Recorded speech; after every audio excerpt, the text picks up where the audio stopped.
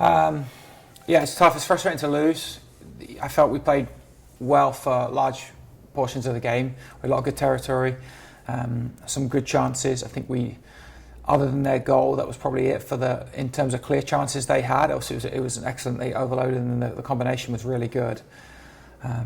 We had a lot of the ball in the right spaces. We weren't clean enough in attacking areas, like throughout the field. We had, from set pieces, we're just under the ball with a header, or with the timing's just off with the offside. So there's a little bit of that which makes it tough. I think if you play that game 10 times, we score in probably 8 or 9 of them. We had some chances to make it 1-0. We had some chances to make it 1-1. We had chances to make it maybe 2 or 3 more on that. So yeah, it's frustrating. We played very well overall, and we missed on a small stage of the game, and that's football, unfortunately.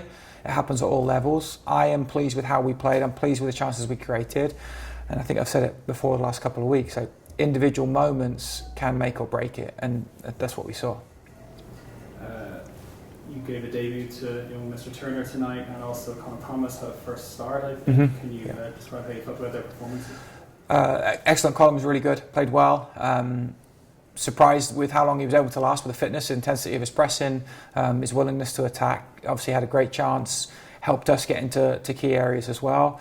Gavin's only been here for a week, came on, worked hard, defended well, put some good tackles in to break up play, and then was good on the ball, quite secure when he got it. So it was really pleasing to see those two come in and show that they can be key players as well. I mean, we've had Colin a while, and we've worked through injury and built him back up. So to see him come in and show us what he can do on the game day was big. And then Gavin, we know he's high potential prospect, so to come in and see that was positive. So I'm looking forward to them this week and then going forward.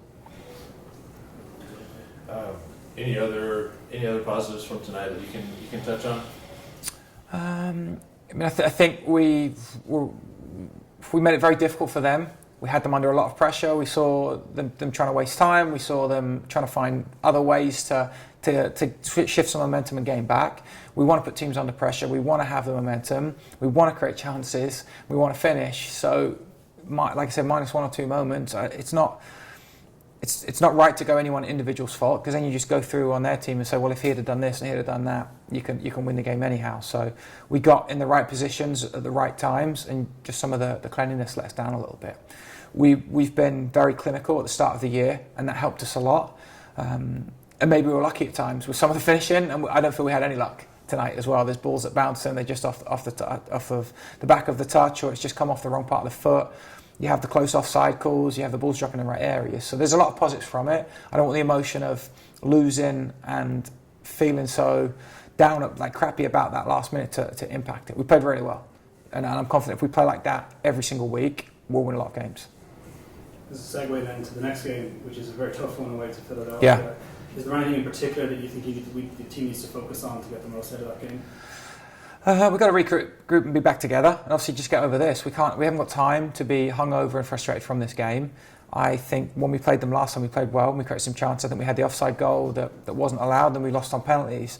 We have shown that we can score and we can compete with all the teams in this league. We also know that every team is difficult, wherever they're ranked in the table, and we've seen that with the scores throughout. So it's to continue to focus on us trying to impose ourselves on the game, us pressing and making it difficult for them, and then kind of killing what they're good at. They're very good at that quick counter. They've got some real high level players.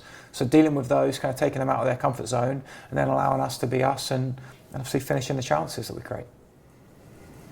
It's probably the $1 million question, but how do you address being more clinical? What are some approaches you as a staff? I mean, it's repetition, it's demand of the guys in training. I mean, all the guys are trying to score. No one is casually shooting, thinking, I don't mind what happens. Every single one of those players will be, that felt they could have scored, that felt they could have had an assist, will be playing it through their head tonight. So it's focused on the positives. It's unfortunately is a numbers game. Nothing is 100%, and sometimes we feel like we're on that small, we probably win that game 75-80% of the time, but we didn't. So we're in that little small window. That small window is not going to harm us unless we have negative actions, we don't train, we don't put the effort in. That's the only way it harms us. We've got this far by playing well, by being together, and we know there's going to be some type of setbacks, whether we deserve them or not, and that's just football, and that's life as well. So we'll regroup. We had a great week of training last week, we'll have an even better one this week, and we'll go, and it's a big game, and if we come out of that with a win, everyone's going to be in a great mood. So that's the plan. It's try and win every single game.